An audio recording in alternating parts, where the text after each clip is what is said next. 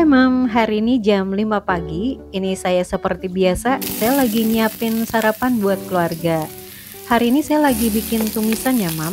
Menu simple dan cepet kalau pagi di hari efektif. Jadi biar sama-sama jalan Mam. Yang kerja-kerja, yang sekolah tetap bisa sekolah dengan lancar. Aktivitas ibu di pagi hari ya Mam, dari Senin sampai Sabtu kayak diburu-buru terus. Tapi kalau kita bangunnya lebih awal bisa lebih tenang sih. Tinggal pinter-pinternya kita aja ya Mam buat naklukin waktunya. Nah ini adalah menu sarapan sederhana kami hari ini Mam. Saya biasa bikin menu lauk sekaligus sayur ya Mam, biar lebih praktis aja sih. Sekali masak udah jadi lauk dan sayurnya. Nah udah matang kan Mam? Tumis ayam wortel dan buncis. Ini gurih, sedikit pedas dan manis. Siap buat sarapan. Setelah ini saya mau siap-siap buat berangkat kerja.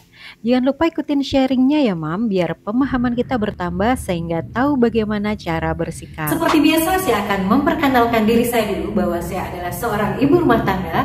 Saya juga seorang karyawan di sebuah perusahaan swasta. Saya tidak memiliki asisten rumah tangga, tapi saya bisa jalanin semua dengan baik-baik aja. Kalau saya bisa, Mam pasti juga bisa. Jalan buntu di pernikahan. Beberapa hari yang lalu saya baru aja lihat sebuah podcast yang isinya tentang sulitnya ngejalanin pernikahan. Dan saya rasa bukan hanya mereka aja yang sedang mengalami hal tersebut, tapi ada juga orang-orang selain mereka yang juga ngerasain hal yang sama. Saya melihat di podcast ini bahwa mereka atau pasangan ini sama-sama baik sih sebenarnya. Entah itu karena hostnya yang pintar mengolah dan pintar jaga situasi, jaga mood pasangan tersebut, sehingga gak ada salah satu yang merasa terpojok, atau memang pasangan yang diwawancarai sama-sama baik. Jadi masih bisa saling nahan ego masing-masing.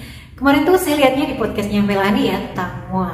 Dan menurut saya yang kurang tuh cuma satu, ketulusan. Sebenarnya udah saling coba untuk tulus sih kayaknya, cuman kurang dikit lagi tulusnya. Dan yang dikit ini yang susah, karena benar-benar harus dijiwai, harus berjiwa besar, benar-benar butuh kesadaran tinggi dan butuh keimanan yang tinggi juga, atau kepercayaan yang tinggi pada Tuhannya. Karena kadang kan orang gampang tuh bilang, oh saya percaya pada Tuhan, tapi ketika dihadapkan pada sesuatu yang ngeselin atau sesuatu yang gimana ya, merusak kebaikan hatinya yang tadinya bersih hati, pikiran dan jiwanya, kemudian digoda dengan mungkin kesel ya temennya yang kerjanya cuma gitu-gitu aja, tapi dirinya harus ngerjain ini dan itu. Nah kalau mikirnya udah agak belok gini, langsung udah tutup pikiran jeleknya.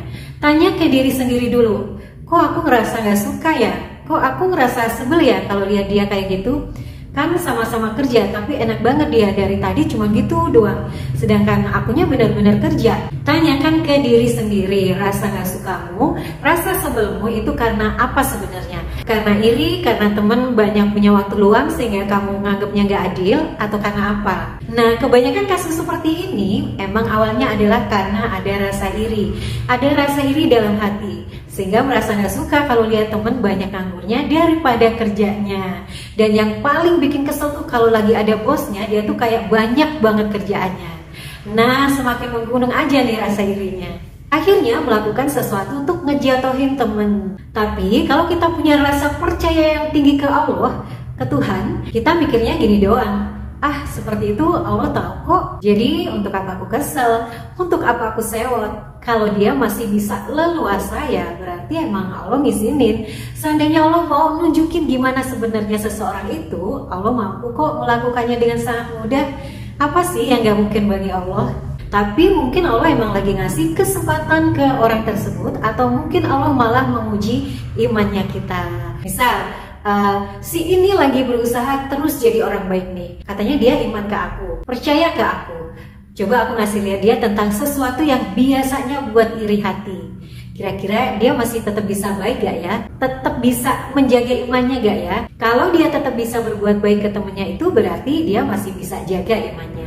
Tapi ini yang benar-benar baik ya, gak ada gelagat, gak suka. Sebenarnya tulusnya seseorang atau baiknya seseorang tuh bisa dilihat dari cara bicaranya, tatapan matanya, senyumnya. Karena ekspresi wajah tuh gak bisa bohong, walau hanya beberapa detik doang ekspresinya. Nah balik lagi ke topik awal ya Mam, ketika nemuin jalan buntu di pernikahan. Namanya pernikahan, kadang ada kerikil-kerikilnya ya Mam, kadang ada persimpangan, kadang ada yang bertolak belakang. Tapi banyak juga dalam pernikahan itu suatu kebahagiaan, pengertian, kedamaian yang tidak kita pungkiri bahwa rasa-rasa tersebut juga hadir dalam pernikahan kita.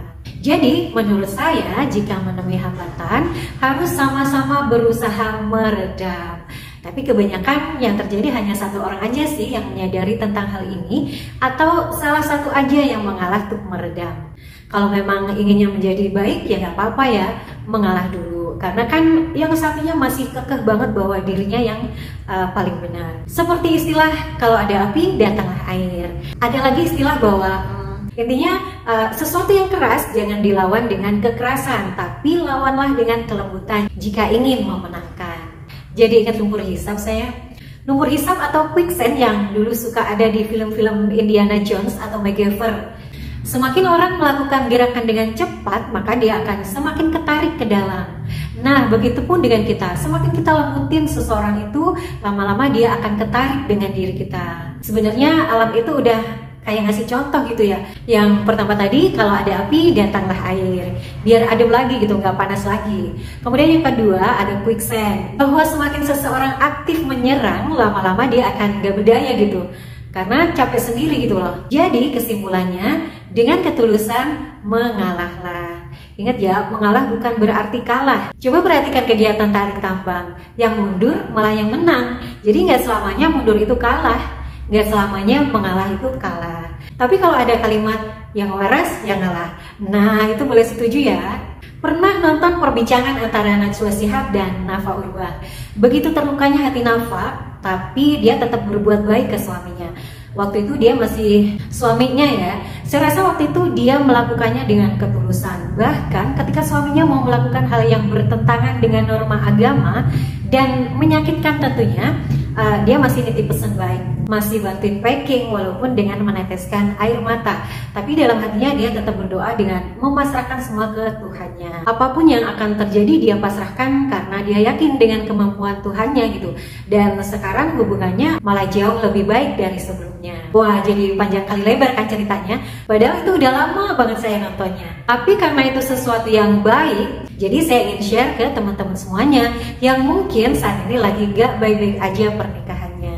Intinya kita tulus aja dulu. Kalau lagi tersakiti ingat Allah, lagi terluka ingat Allah, galau, nyesek, apapun dah coba ingat ke Allah.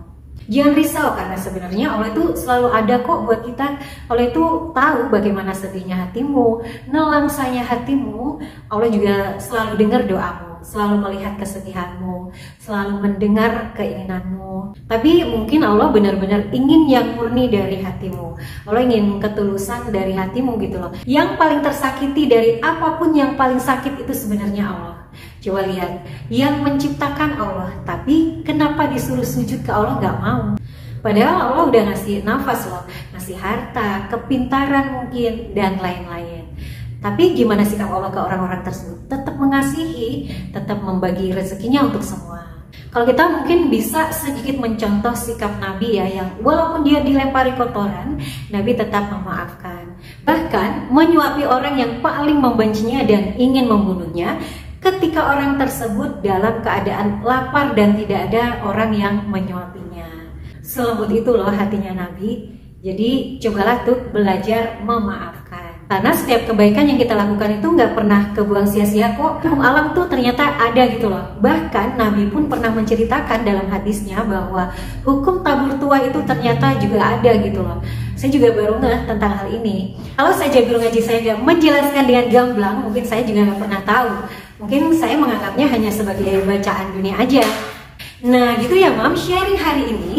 Selalu tulus dan berbuat baiklah. Semoga bermanfaat Mam. See you. Jadi lupa.